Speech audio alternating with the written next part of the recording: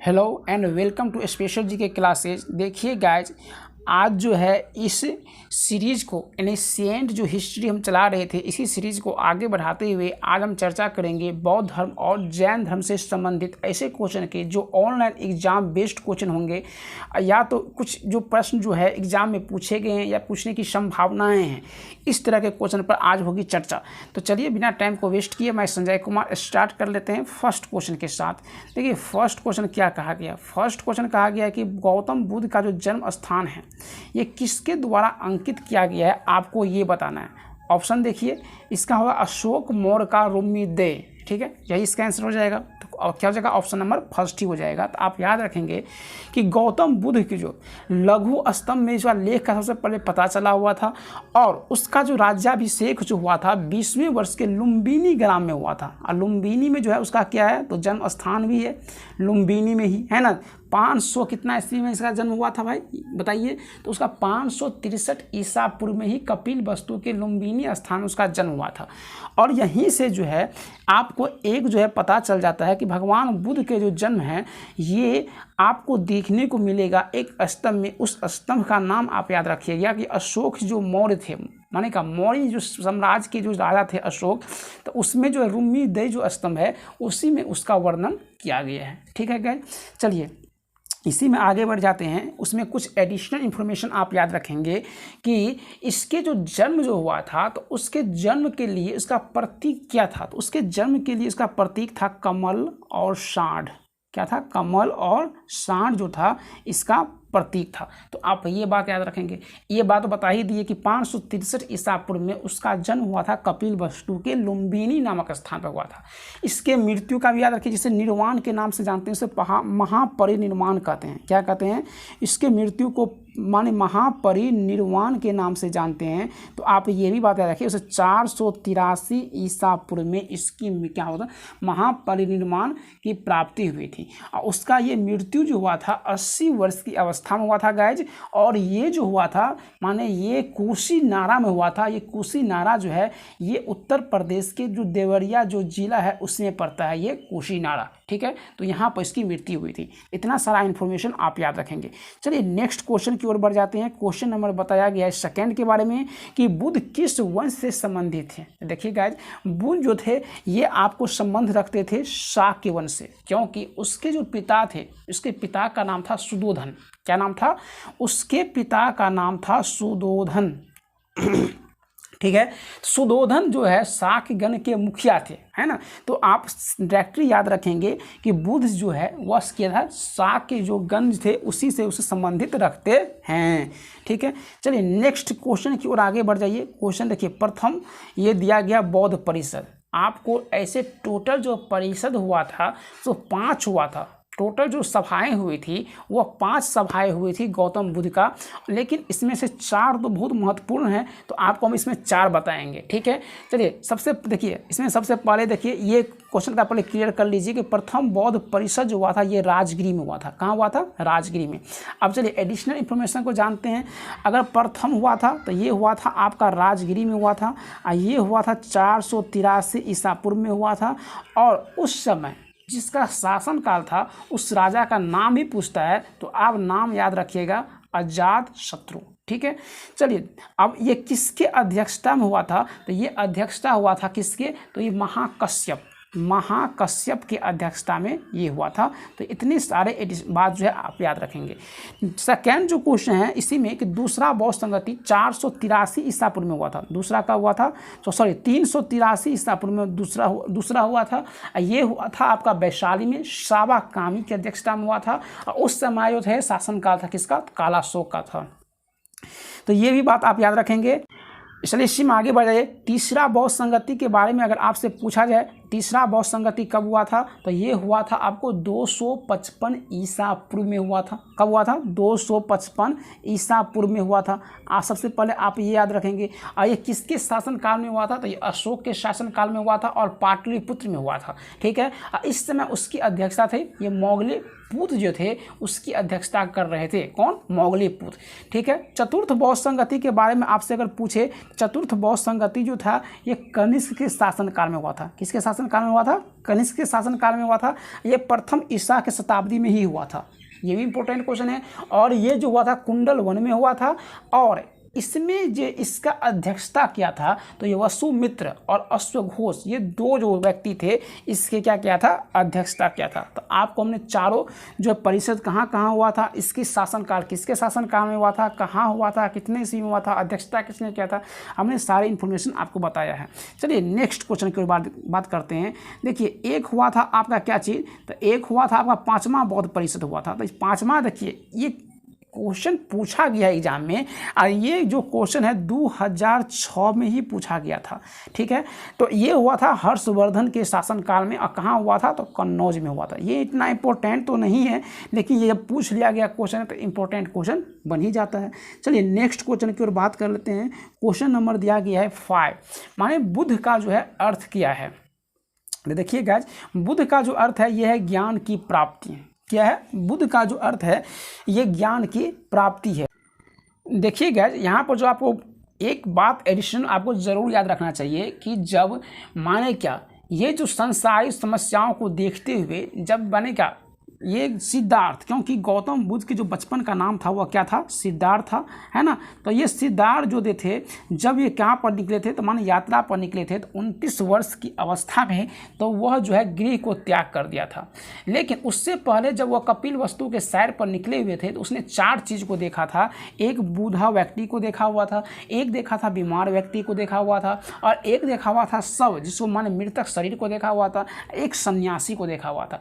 तो इस 4 चीज़ को देखा था। तो 29 वर्ष की अवस्था में उसने गृह त्याग करने का क्या लिया था? फैसला लिया था।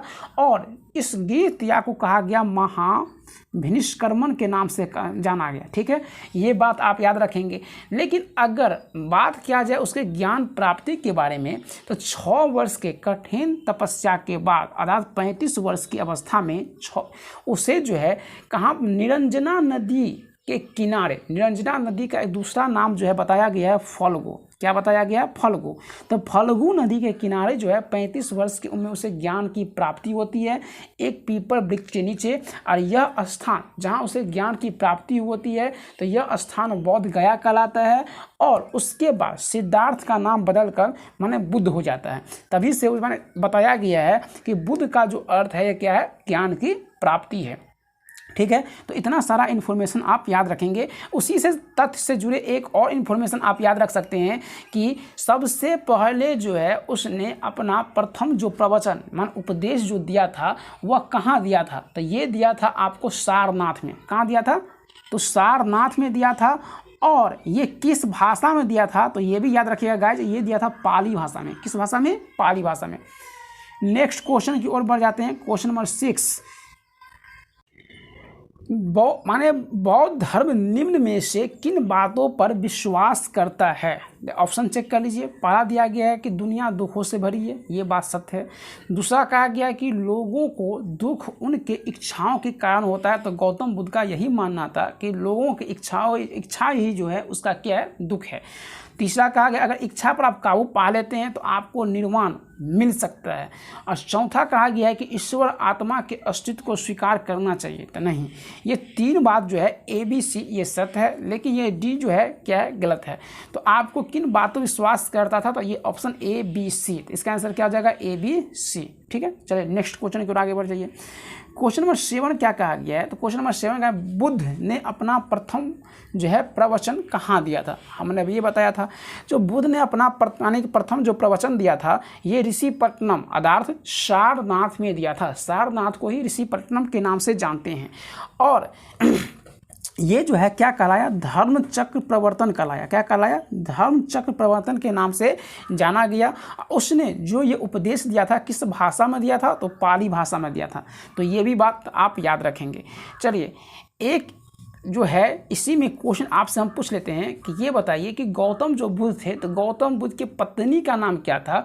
उसने एक पुत्र को जन्म दिया था, उस पुत्र का भी नाम आपको कमेंट में टाइप करके बताना है। चलिए इसमें आगे बढ़ जाइए। क्वेश्चन नंबर 8 की ओर आते हैं। ये कहा गया है कि माने बौद्ध धर्म ने समाज के 2 वर्गों को अपने साथ जोड़कर एक महत्वपूर्ण प्रभाव छोड़ा। तो यह वर्ग कौन था? क्वेश्चन समझ गए। क्वेश्चन के कहने का मतलब ये है कि गौतम जो बुद्ध थे समाज को दो वर्गों को एक साथ जोड़ दिया था, है ना। और ये जो वर्ग थे, ये कौन कौन वर्ग जो थे जिसको एक साथ जोड़ा गया था, तो आपको डायरेक्टली याद रखना है, ये थे स्त्री और क्षुद्र। क्या थे? स्त्री और क्षुद्र। देखिएगा इसमें आपको एक बात अच्छी तरह से याद रखना पड़ेगा कि क्वेश्चन एक बार ये भी पूछा गया है कि ऐसे हम आपको बताए हैं कि ऋग्वेद के जो 10वें मंडल है उसमें पुरुष युक्त की चर्चा किया गया है, ठीक है। और इसमें ये बताया गया है ब्राह्मण मुख से, क्षत्रिय जो है कहाँ से, तो बाजू से, और क्षुद्र जो है कहाँ से, तो पैरों से, और एक था वैश्य जंघांगों से इसका उत्पन्न हुआ है। माने क्या, इसमें पुरुष माने का चतुर्सुवर्ण का इसमें वर्णन किया गया है। तो यहाँ से ये क्वेश्चन यहाँ आके डाला गया, इसलिए यही क्षुद्र के बारे में चर्चा किया गया है। चलिए नेक्स्ट क्वेश्चन के बारे में बात करते हैं। Question number 9। क्वेश्चन नंबर 9 क्या कह रहा है? निम्नलिखित में से बौद्ध साहित्य की पहचान कीजिए। अगर बौद्ध साहित्य के बारे में अगर पूछा जाए क्वेश्चन, तो ये हो जाएगा त्रिपिटक। क्या हो जाएगा? त्रिपिटक। अच्छे समझ रखता है, बौद्ध धर्म से संबंधित रखता है, जिसमें सूत पिटक, विनय पिटक, अभिधम्म पिटक, ये सब जो है गौतम बुद्ध से ही संबंधित है। तो इस सब को आप याद रखेंगे। एक क्वेश्चन इसमें बन जाता है कि उपनिषद और जो आरण्यक था, क्या बोले, उपनिषद जो आरण्यक था वह ब्राह्मण धर्म से संबंधित रखता है, ठीक है। जबकि अगर आपको अंग पूछे तो वह किससे? जैन धर्म से संबंधित रखता है। क्वेश्चन आएगा समझ में? देखिए तो ये हो जाएगा किससे? तो ये हो जाएगा आपको बौद्ध धर्म से। ये उपनिषद किससे हो जाएगा? तो ब्राह्मण से। अंग किससे हो जाएगा? जैन धर्म से। आरण्यक किससे हो जाएगा? तो ये आरण्यक जो है ये हो जाएगा वैदिक या ब्राह्मण धर्म से, ठीक है। तो ये दोनों वैदिक या ब्राह्मण धर्म से हो जाएगा, ये हो जाएगा बौद्ध धर्म से, ये हो जाएगा जैन धर्म से। क्लियर? चलिए नेक्स्ट क्वेश्चन की ओर आगे बढ़ते हैं। क्वेश्चन नंबर 10 कहा गया है कि इच्छा सब कष्टों के कारण है, इसका उपचार करने वाला धर्म कौन सा है? बताए थे। ऐसा मानना किसका था? तो ऐसा जो माना था ये गौतम बुद्ध का ही माना था। तो इसका आंसर क्या हो जाएगा भाई? तो इसका आंसर हो जाएगा बने का बौद्ध धर्म। क्या हो जाएगा? बौद्ध धर्म। क्योंकि ये जो बौद्ध धर्म में जो है आपको 4 जो है आर्य सत्य बात बताया गया था। तो सबसे पहला ये बताया गया था दुख, किसके बारे में? तो दुख के बारे में। दूसरा दुख समुदाय के बारे में बताया गया था। तीसरा दुख निरोध के बारे में बताया गया था। और चौथा बताया गया था दुख निरोध गामिनी के बारे में। तो ये सारे जो चर्चा किया गया था ये गौतम बुद्ध जो थे माने बौद्ध धर्म में ही ये सब चर्चा किया गया था। चलिए नेक्स्ट क्वेश्चन की ओर आगे बढ़ जाते हैं। क्वेश्चन नंबर कहा गया है 11 देख लीजिए क्या कहा गया है। 11 नंबर क्वेश्चन ये कहा गया है कि बुद्ध, धम्म और संघ मिलकर जो है क्या कहलाते हैं? क्वेश्चन आप समझ गए। ये बुद्ध, धम्म और संघ अगर तीनों को अगर जोड़ दें तो ये क्या कहलाते हैं? तो ये कहलाते हैं त्रिरत्न। ये क्या कहलाते हैं? त्रिरत्न कहलाते हैं। तो और माने बौद्ध धर्म में जो है त्रिरत्न थे। क्या थे? त्रिरत्न थे, जिसमें आपको ये 3 चीज़ बौद्ध, धम्म और संघ आ जाते हैं। एक बात। दूसरी बात इसी में आप याद रखिएगा कि त्रिरत्न जो था बौद्ध धर्म का एक महत्वपूर्ण अंग माना गया है। और इसी में एक बात और आगे अगर बढ़ जाए तो आपको तो हम ये बात बताए ही हैं कि त्रिरत्न जो है बौद्ध शिष्यों के प्रमुख श्लोक गाया गया था। उस श्लोक हो सकता है एग्जाम में पूछ ले, तो उस श्लोक को भी आप याद रखेंगे। बुद्धम शरणम गच्छामि, धनम शरणम गच्छामि, असंग शरणम गच्छामि। तो यहीं से ये 3 शब्द लिए गए हैं, बुद्ध, धम्म और संघ। चलिए नेक्स्ट क्वेश्चन की ओर आगे बढ़ते हैं। क्वेश्चन नंबर दिया गया गाइज 12। माने का बुद्ध के प्रबोध कहाँ प्राप्त हुआ था? प्रबोध का अर्थ यहाँ पर ज्ञान से है। माने क्या बुद्ध को जो है ज्ञान की प्राप्ति जो हुई थी ये कहाँ हुआ था? तो आपको हमने बताया था कि 35 वर्ष की अवस्था में निरंजना नदी के किनारे, जिसे फल्गु नदी के नाम से भी जानते हैं, ये हुआ था बौद्ध गया में। कहाँ हुआ था? बौद्ध गया में। तो इसका आंसर क्या हो जाएगा? ऑप्शन नंबर बी हो जाएगा। चलिए नेक्स्ट क्वेश्चन की ओर आगे बढ़ते हैं। Question number 13। बौद्ध धर्म में बुल शब्द का जो है उसके जीवन घटनाओं के साथ जुड़ा हुआ है। तो ये किस जीवन घटनाओं के साथ जुड़ा हुआ है? देखिए, तो आपको याद रखना पड़ेगा कि गौतम बुद्ध के जो जन्म हुए थे, गृह त्याग हुआ था, ज्ञान की प्राप्ति हुई थी, उसको निर्माण मिला हुआ था, उसका फिर मृत्यु हो जाता है। तो इस सभी को जो है उसके प्रतीक से चिन्हित किया जाता है, उसके एक चिन्ह से चिन्हित किया जाता है। तो इस सारे में बताएंगे। बुल का अर्थ होता है सांड। अगर सांड लिखा रहे या बुल लिखा रहे, बात बराबर है। तो आपको टिक क्या करना है? जन्म। देखिए गाइज, आपको सबसे पहले याद रखना है कि जन्म से दो प्रतीक इसका जुड़ा हुआ है, एक है कमल और एक है सांड, या इसको बोलते हैं बुल। ठीक है, तो ये बात आप याद रखेगा। गृह त्याग माना जब वो घर छोड़कर 29 वर्ष की अवस्था में घर छोड़कर गए थे, तो उसका प्रतीक जो माना गया घोड़ा, क्योंकि घोड़ा पर सवार होकर कोई जाता है, तो आप ऐसे इसको याद रख सकते हैं। गृह त्याग किया तो क्या हो जाएगा? घोड़ा।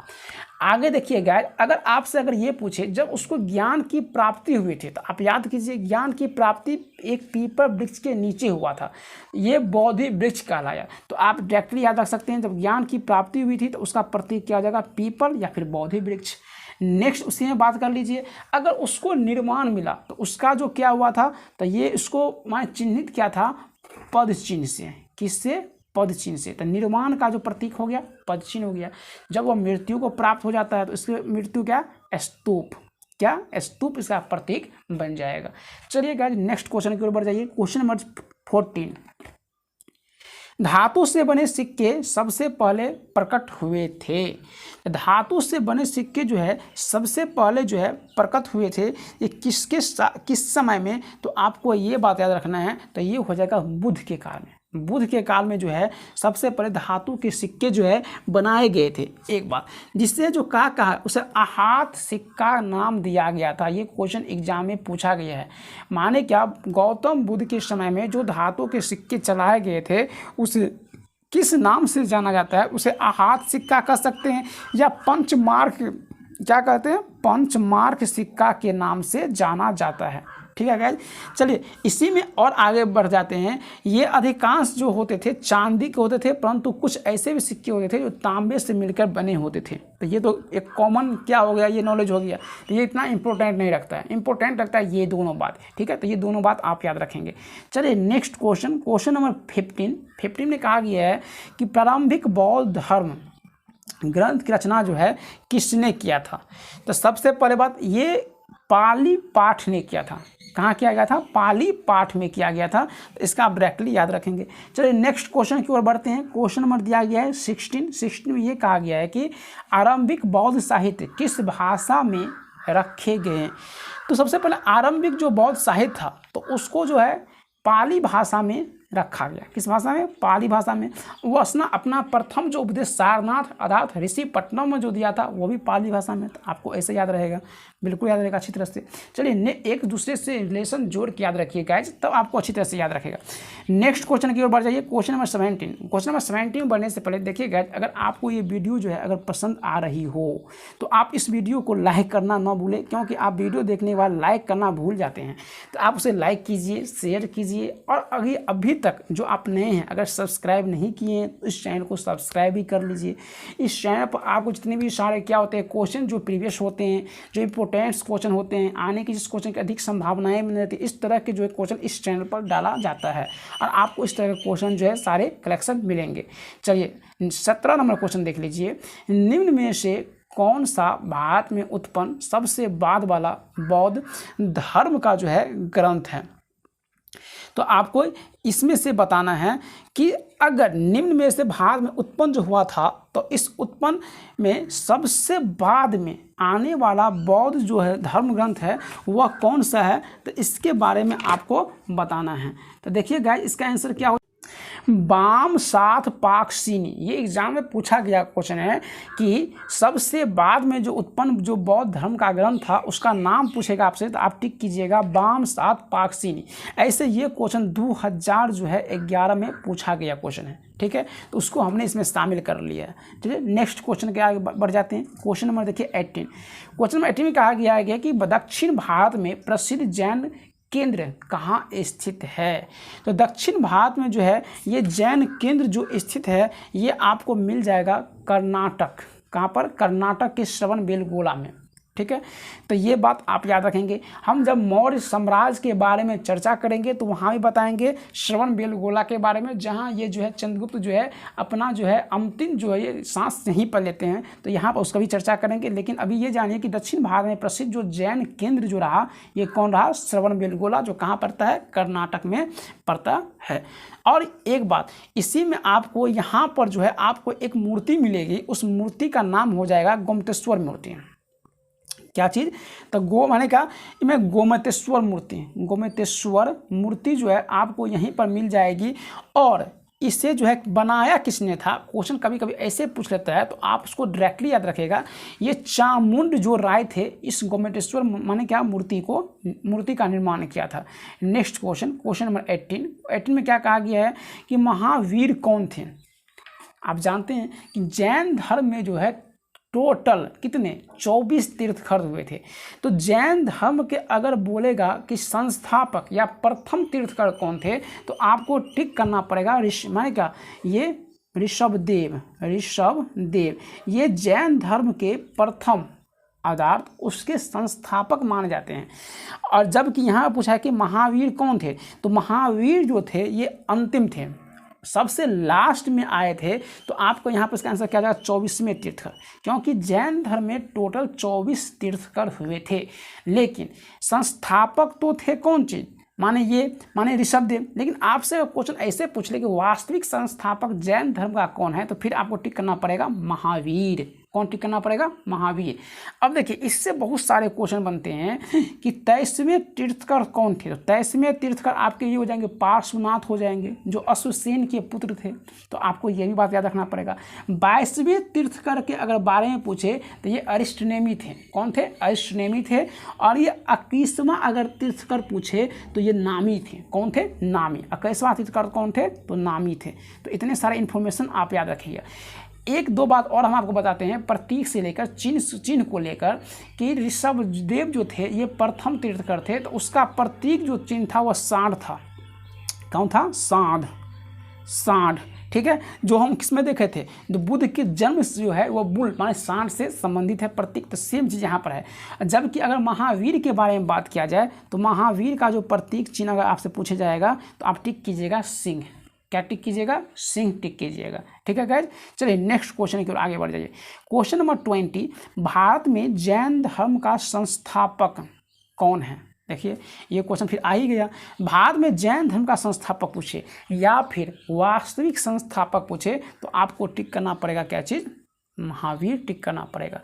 ठीक है, तो ये बात भी आप याद रखेंगे। चलिए देखिए, एक क्वेश्चन हम आपसे ये पूछते हैं कि जैन संगति हुई, जिस प्रकार से बौद्ध संगति हुई थी, 5 बौद्ध संगति हुई थी, उसी प्रकार से जैन संगति भी हुई थी। तो ये 2 जैन संगति हुई थी, एक प्रथम था, एक द्वितीय था। तो प्रथम बौद्ध जो जैन संगति हुई थी ये 300 ईसा पूर्व में हुआ था, और ये द्वितीय जो हुए थे ये 6ठी शताब्दी में हुआ था।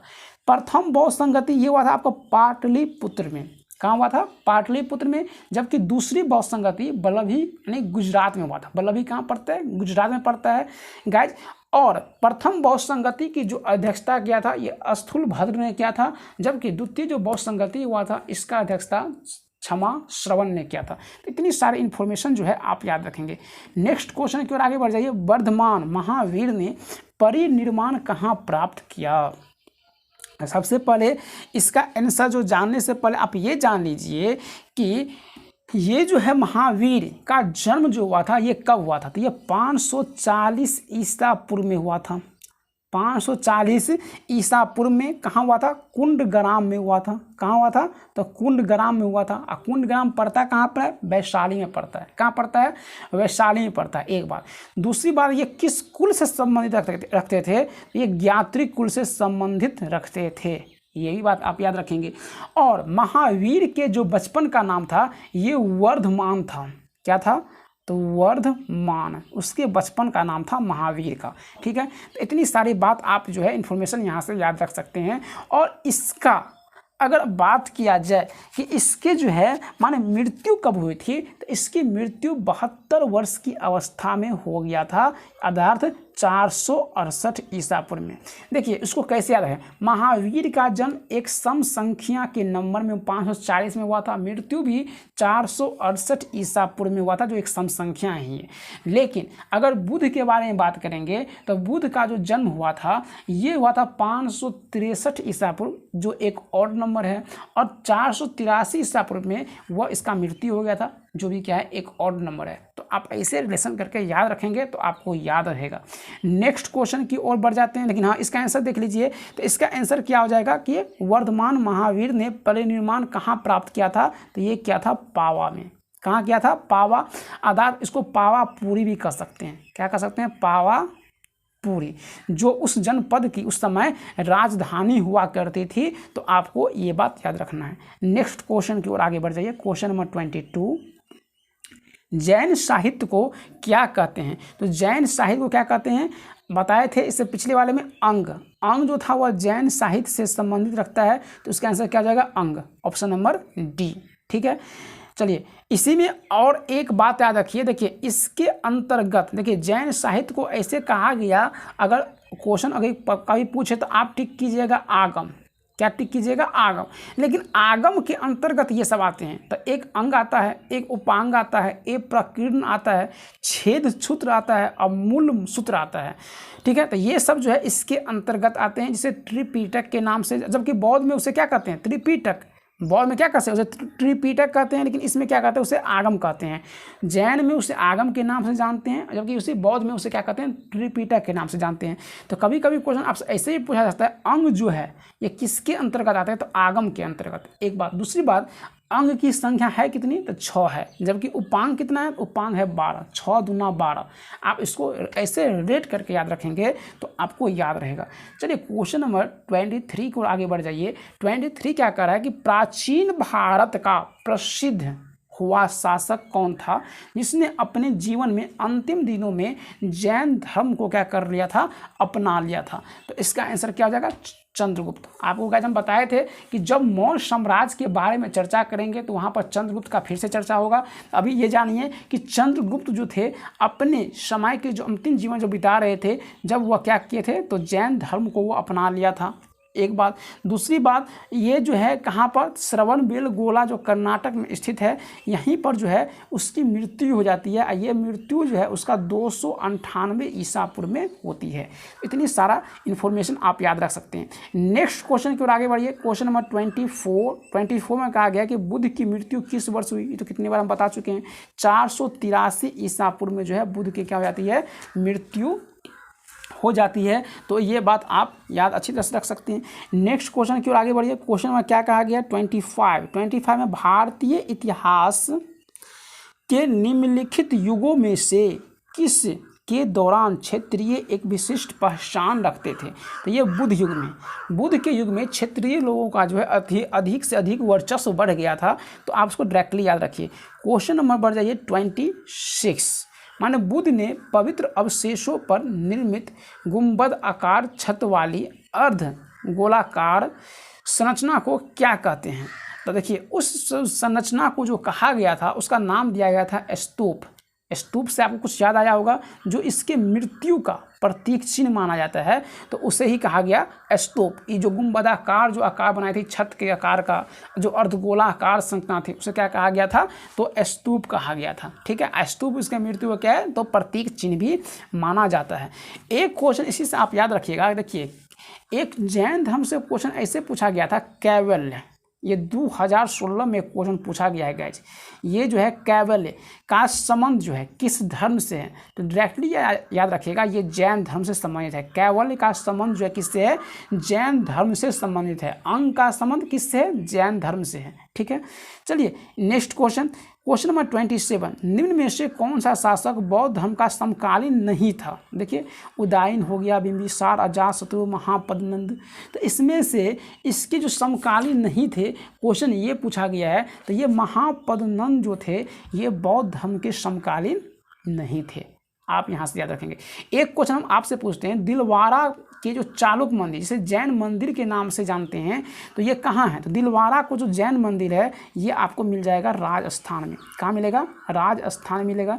आप ये भी बात याद रखेंगे, ठीक है। चलिए नेक्स्ट क्वेश्चन देखिए सर, ये था शायद लास्ट क्वेश्चन था। इसी के क्वेश्चन के साथ इस वीडियो का होता है अंत। चलिए, thanks for watching this video, God bless you of all.